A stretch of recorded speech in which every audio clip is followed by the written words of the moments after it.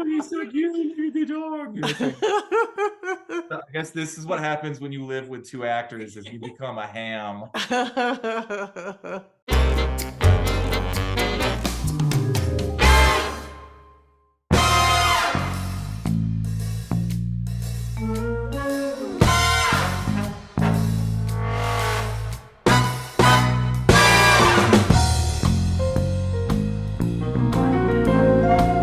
Hey everybody, welcome to Vibrant Visionaries. My name's Heidi Bennett, and I've already drooled on myself here in excitement, but moisture, that's something that will come up in this conversation with Allison Walter and Sam Brittan behind the amazing film that just will not stay out of my mind, which is Tearsucker. Thanks for joining me. Hi, thanks for having us. So, oh my gosh, how do we talk about this movie? I was thinking it's so visceral and so much vulnerability in this film. As our lead, Allison, and then Sam, you wrote it, and your character, uses vulnerability in such an interesting way. And so the word vulnerable, just obviously it's a big part of this story and a big part of a theme of the film, but also something you have to deal with, I'm sure, in making the film. So I don't know, just using the word vulnerability as a jumping off point, how did that theme play into actually the making of the film? I guess I can go first. Yeah. So I think, to me, I was working on a different script that I wanted to make with kind of the same group of people, and it just didn't feel right.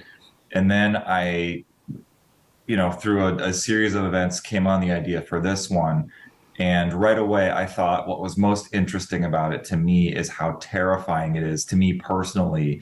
The idea that someone would take all the things that you know about them when they've been the most vulnerable and the most open and raw and honest, and shown you like the deepest parts of themselves, which is usually where trauma reaches into, like the deepest parts of you. That's where it hides. That's where it comes from. The idea that someone could take that and use that against you is truly terrifying to me, because you see, like, Allison watches cult documentaries all the time. You see how people that are good at that, at finding your buttons, at getting in there, they can manipulate people and get them to do crazy things, get them to hurt themselves, get them to hurt other people, just have a hold over them and wrap them around their finger and get them to do whatever they want for their own personal gain. And that's a very terrifying idea to me, because I think we're all on some level afraid that by being vulnerable with people, that somehow we're going to end up getting hurt. And I think that, this kind of gets at that common fear that we all have. And as people, we have to like fight through that and trust someone. So to me, like I said, a truly terrifying thing was the idea that someone would violate that trust and use your own vulnerability against you. So that's a lot of, I think, what I was thinking about when I was coming up with the story and the relationship and trying to depict the emotional abuse that her character goes through in a way that was, at times over the top for effect, but also at times that I think that I wanted it to feel realistic in a way that people could see, oh, there's elements of this in a relationship that I had, or I know somebody who, is not having the tears looked off their face, but metaphorically speaking, yes. So I think that's kind of my comment on vulnerability. Yeah. Yeah. Yeah. And I think in regards to the actual, process and making of the film, it's interesting that you brought that word up, because I think that was like the key word on set for all of us. Because we were very lucky to, one, shoot with mostly a group of friends, and a very small crew. We had 12 people maybe. So a really small, intimate group on set. And then for anyone that doesn't know, Sam and I had already been in a relationship for almost a couple of years at that point. So we are very comfortable with each other. And we also had acted together before, which was important because aside from the fact that it was during COVID and he's licking my face, there was such a deep level of vulnerability required for this role. And even for me, who has, done roles where I've had to cry and things like that before, I don't even really think of this as like crying. It's almost just like vomiting your emotions out. It was such like there was the snot and all the things going on. So to feel comfortable going to that place, it was really nice that I was with my partner who I felt so safe with. And if you've seen the movie and realize Sam is nothing like that, he's incredibly empathetic and kind. Thank you for saying that. You are. And so, there was some comedy of, he'd be in these awful scenes and then we'd cut and he'd be comforting me and very sweet. But I felt like the safety of being in a healthy relationship actually allowed me to go to the place to portray such a terribly unhealthy relationship. Yeah, I was thinking, speaking of comedy, there's also great comedy throughout this, which I think, it just helps us all when you get movies that are so scary and yes, you maybe bringing up some personal trauma or yes, things that we can relate to. And I don't think I know any woman that's, maybe dates men or has been approached by men for dating or whatever otherwise that hasn't, this is a heightened version, but hasn't experienced some level of something like this. I really appreciated the comedy and I loved the Zoom work thing. Cause I think even like post-COVID, we can all now, that's just a solidified universal thing that we all relate to is these awkward or like, I remember we did a few family, okay, we can't get together for Thanksgiving. So let's try to all talk in this big, huge thing and, different people talking over each other and all that. To me, that can be like a nightmare. And I think somebody even posted in the Chat Film Fest, like Discord, like that was one of the scariest things was just seeing being in an awkward Zoom call. It's horrifying. I didn't want to make this a pandemic movie, but I think as a filmmaker at this point, if you're being honest, we've all changed so much from the pandemic. And there's so much of that like, some things are apparent now, some things probably affected us that'll stay with us for a while. And I just thought writing this, I wanted as much of like real life now that we are all experiencing how we've all changed to kind of be baked in there. So like, I was thinking about how much I hate the boxes and trying to pay attention to one person talking when there's like somebody in the bottom corner clearly like doing something else. And so that's all baked in there. And, a lot of the isolation that everyone had to go through, I think that's definitely baked in there because I know that's something that I personally struggled with. It was just, me and my dog at that point before Allison and I got together. And I just think that, when you're truly alone and when you're separated from everyone, that's when all of the bad stuff really starts percolating in your head and you can think too much. And I think there's also an added layer of vulnerability to get back to what you were talking about earlier when you've been isolated, which is why so many abusers and cult leaders for that matter, one of the first things they do is they try and separate them from their support group. They try and isolate them as much as possible because that's a more immediate vulnerability and a more immediate dependency. And I think all of that, like some of it deliberately ended up in the script. And I think some of it just ended up as a part of, like I said, the world's changed since the pandemic and we're all affected by it. So I thought I didn't want to try and ignore any of that. I wanted to try and funnel that all into the script to try and make it, again, feel as real and relatable as possible while there's still all of the craziness and the, heightened things and the crazy zooms of the mouth. And thank you for saying that you appreciated the humor and you thought it was funny because that was something that Steven and I especially worked really hard on is we felt like our favorite movies, they flex and release and they grab you and they let you go. And because of that, you're able to, make it through the whole thing and stay engaged. And we didn't want there to be a point where it got to be too much for people or we just beat you down and then you can't emotionally engage because for us, the whole point is to stay with her until the end and to like stay in it. And at some point, if it's too much and you have to check out, then I think you're missing out on the experience. So it was really important for us to try and find beats wherever we could to make everybody laugh or giggle or at least just kind of let go for a second. And, that's where we're partly so grateful for Matt's wonderful performance. He's Mark as the Mark character. Yeah, every time we've shown the film, when his character is on there, there's relaxed points where people laugh because he's so lovable and so relatable, and he has this kind of silly, goofy, like, okay, I guess we'll go kind of energy. And he plays that character so well as someone that's kind of goofy, but is also so loyal to his partner. And I think, that's also like, that's the person we all want to be with, is somebody that just goes, all right, let's go. Whatever you need, whatever I can do to help. I don't always say all right to him, but yeah. And we're so grateful for his performance because he provides much needed levity and fun in the moments in the film where like we really need it the most, to make sure that we don't lose any audience members on the way from the beginning to the end, because it gets a little rough at times, and depending on who you are and your own personal experience, people we've talked to that have watched it, a lot of what people have been through, they bring to the film. Like, with any art, you kind of view it through the lens of your personal experience. So I know for some people, like, there's things at the beginning that hit pretty hard, and we want to make sure that we let people have moments to go,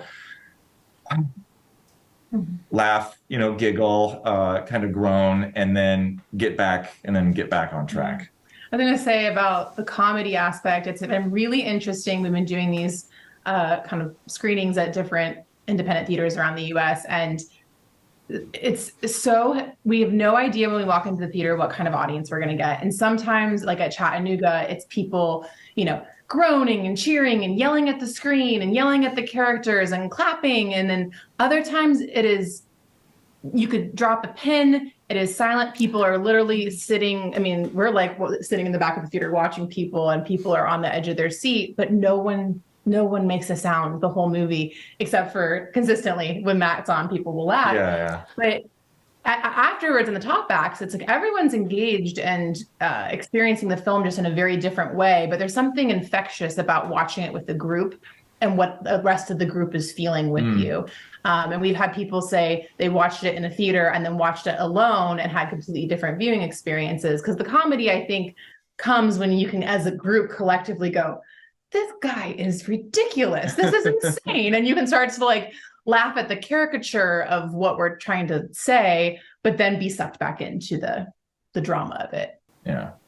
Yeah. And I think too that like the overtop, I mean, we all know you're licking faces. You've mentioned it. The tearsucker thing is like, it is like, I can laugh during that and also be kind of, gooked out about it too, and of course, and then also be thinking at the same time, like, what is it like for you guys to be partners and do things, and then to play a role where you're this persona that I mean, I haven't had somebody lick my face like that, but I mean, we've all met or briefly dated or something, been touched by these people where you're like, oh, they are looking into my eyes. They are telling me the things I want to hear. I'd love to talk a little bit about that too, because I think it's like there's cult leaders, but then there's also people I think are like sincere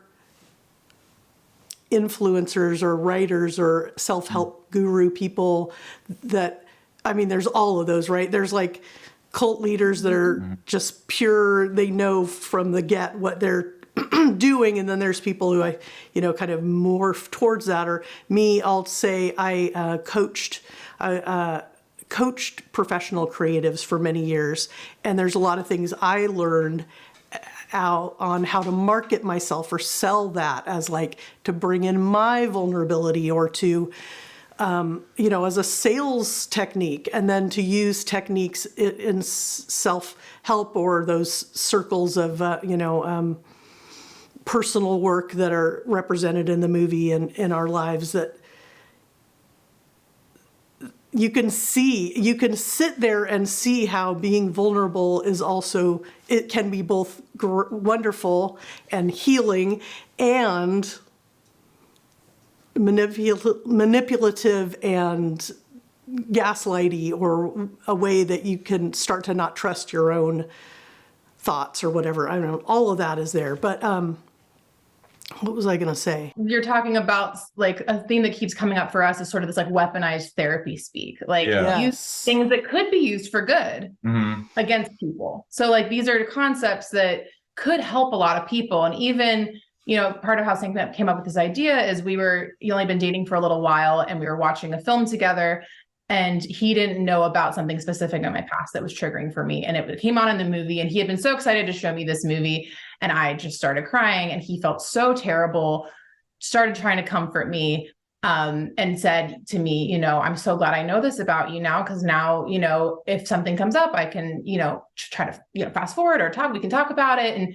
it's like using knowledge for good versus bad. And that was part of how he thought all of a sudden, wait, what if someone took the same information and used it against someone? That's, you know, the short version of the story. But I think that people do this all the time, whether it's as, you know, obvious or abusive as this movie, well, oftentimes not. But I think in relationships, people are keeping a tally of the things that they know will hurt another person often. And I know I've, you know, experienced even sometimes in friendships where people start to kind of use something against you.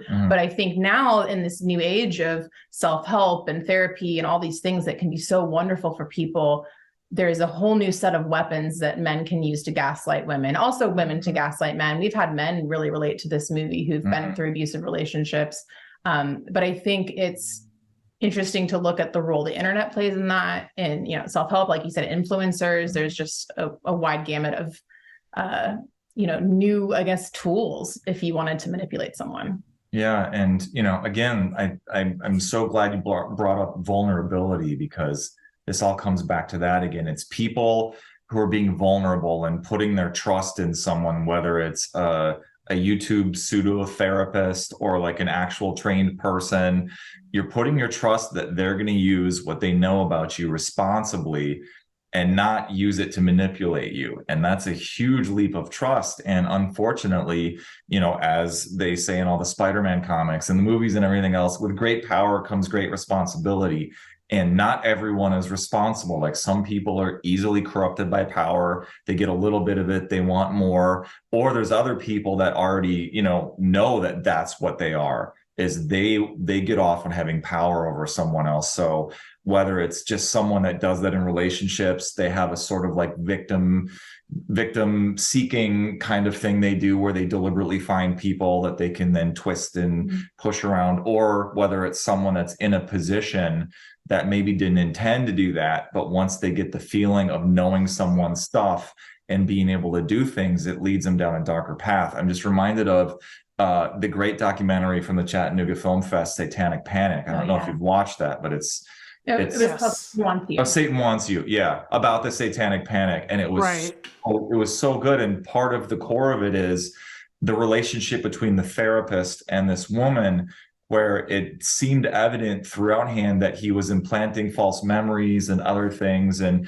you know, we're both the most pro therapy of anyone. I think everyone can use someone to talk to. Everyone can use someone to listen. Like, therapy has been so beneficial to both of us. So I'm not shit talking therapy. I'm just saying that sometimes when people are put in a position of power, even if they've never been the kind of person that would abuse that position before, sometimes I think it's just too much for people, or they like the feeling of being able to control someone. And I think that's what's so scary about putting your trust in someone else and really opening up and being vulnerable, or, you know, sharing things about yourself that really do put you in a position where, like, someone could get you to do a lot of things. They could convince you to drive out to the desert, for example, when you just met somebody. You're ignoring a lot of yeah. Something that's come up is a few people have questioned how many red flags she ignores. And I think that I have certainly ignored red flags in moments in my life. I have lots of friends who I sit there and watch ignore a red flag after red flag. And when you're inside of it, it's so much harder to see. And I think we wanted to portray that and give credit to that. And I think the gaslighting stuff is interesting because I think people who, like, you know, we premiered at Chattanooga, which is primarily a genre festival and a lot of horror films. And a lot of people who watch horror are used to seeing actual torture in movies. And I think emotional abuse is like a slow burning form of torture. To me, I always think of the analogy of like the waterboarding, which is one little drop at a time on the head, where it's no one's actually getting violently hurt, but you're slowly starting to question everything and slowly going crazy. And I think that it was interesting because a lot of people who can sit there and watch a head getting sliced off and are unfazed were really uncomfortable with it. And I think it makes us sit with the idea that as a society, we look at physical abuse as something very different than emotional abuse. And emotional abuse often isn't given the same weight. And I think to us, it was important to explore that, you know, in one moment, you know, he hurts me a little bit, but for the most of the movie, he never physically hurts me. Yeah. Which is pretty different. Well, and I think it's because he's realized that that's not the right way to go. That's not the most effective way to get what he wants. It's not the kind of tears that he wants. And also, like Allison said, I think emotional abuse isn't often treated with the same seriousness that physical abuse is, just because you can't see it. Like physical abuse, you see the bruises, you see the broken bones, you see the scars. You can't see emotional abuse. You can't see all the wreckage that it's done inside, which again, to me, makes it almost scarier, because, you know, with a bruise or with a broken spot on your arm, like, you know what you have to fix, you know it's there, you know the hurt is there, you see the wounds, like that's, you can put your attention there to fix it. But like when people are emotionally scarred, that's somewhere in here. We can't just look at ourselves in the mirror and go, oh, that's what's causing the problems, that's what I should like try and work on. It's like deep in there, and it's harder to see, and I think that makes it harder to fix. And also, you know, you can feel like you're fine, and then something can pop up and you're like, man, 5 years later, and like I thought that I was over this, and I saw something. You know, I was in a really weird, I grew up in Minnesota, and you know, a lot of times our roads are not great. And I had a really bizarre car accident where like I was totally fine and my car was totally fine. It like 360'd through 3 lanes onto the side, and like there wasn't even a scratch on it. And I thought it was fine. And then like a month later, one day, I just broke down and I couldn't drive for like 2 months. And I didn't realize that all of that was in there, but it was. And, you know, like you can't see it. And that's so scary. So I think that was, you know, as Allison said, another thing that was important to us about this movie, and an important thing for us to talk about, because emotional abuse survivors have really, really been through a lot, and their scars are not visible like people that have been through physical abuse, but it's just as horrific. It's just as traumatizing. And I, you know, think it should be treated with the same seriousness. Absolutely. Yeah, I agree. And also, yeah, actually the, I think current way of describing it as a, like as a crime is coercive control. And that slowly over time, people are working on getting that into, you know, an offense that can be something you should be prosecuted for. Absolutely. It's another thing too, where when besides it, yeah, you know, maybe can't see the physical wound or whatever, is that it also takes that emotional fortitude and continued vulnerability to advocate for yourself and work on it. So let's wrap up with just talking a little bit about what's going on next. Great. Yeah, so right now it's available to buy or to rent on all of the places that you would buy or rent movies. You know, Amazon, Apple, Google. It's available video on demand, all the cable providers. We are also expanding internationally, so that it should be available if you're in another country. We have it coming out internationally. There'll be more details about that in the near future. And I think the thing we've been most excited about lately is we've been doing a pop-up tour in all the little beloved indie theaters across the country, because, you know, I feel like our film plays really well with a live audience where everyone can feel everybody else's energy, experiencing the movie and laughing and groaning. And so we've been fortunate in that we've been able to find independent theaters that are interested in, you know, doing pop-up screenings with us. So we go to town, we screen the movie, we stay around to meet everybody and, do a Q&A and talk. And that's been awesome. So I think hopefully It's super fun. It's all been, really cool theaters that have great like cinephile members who are film nerds and want to talk, movie nerd stuff. And it's been a blast. Yeah. So we've done a couple of those already. We're going to, I think, pause until probably January, and then we'll do a couple more cities. And, if anybody's listening and you have a great independent theater or watching and you have a great independent theater where you live that shows, indie movies and interesting, artsy, weird stuff like ours, let us know where you are and what the theater is, and maybe we'll do a pop-up there. Yeah. So the best way to do that, to let us know, our Instagram and Twitter are both Tearsucker Movie. We also have a Facebook page. We're pretty active on there. I check it most of the time. So feel free to shoot us a message. Also, if you watch the movie and you have thoughts or questions, like we're very the kind of people that like to talk about this stuff. So feel free to reach out, and we'd love to hear if you have indie theaters. Yeah. Currently, we're looking at possibly Chicago, maybe one in the Northeast, and something maybe in the Southeast. So if you have any ideas of cool places, let us know. But we're just excited to share it with more people. And we've met so many great people, and the conversations have been so fun. Yeah. That's what's driving us to continue doing these. Is that's part of why we make movies, is to meet other creatives, and like you said, other vibrant visionaries. But we love your, when I messaged you in the beginning because I read your mission statement and I was like, this is our kind of people.